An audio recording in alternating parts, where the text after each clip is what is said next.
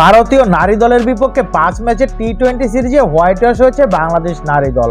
গড়ের মাঠে এমন বাজে সিরিজ কাটানোর পর ব্যক্তিগত পারফরমেন্সে উজ্জ্বল ছিলেন মারুফা আক্তার ও নাহিদা আক্তার।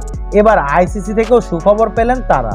টি-20 বোলারদের তালিকায় 2 ধাপ করে উন্নতি করেছে বাংলাদেশের এই 2 ক্রিকেটার।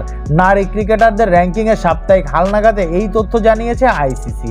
আইসিসির প্রকাশিত র্যাঙ্কিংয়ে হালনাগাদে 598 রেটিং পয়েন্ট নিয়ে টি-20 বোলারদের মধ্যে 27তম স্থানে আছে মারুফা। সবশেষ ভারত সিরিজে 4 ম্যাচ খেলে এই পেসার নিয়েছে 5 উইকেট।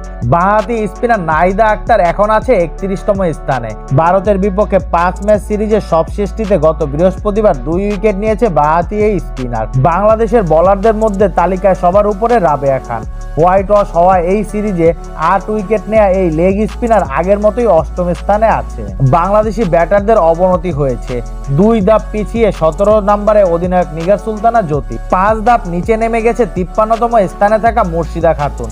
শামিমা সুলতানা ও ফারজানা হক পিছিয়েছে 3 ধাপ করে, আছেন যথাক্রমে 76 ও 77তম স্থানে।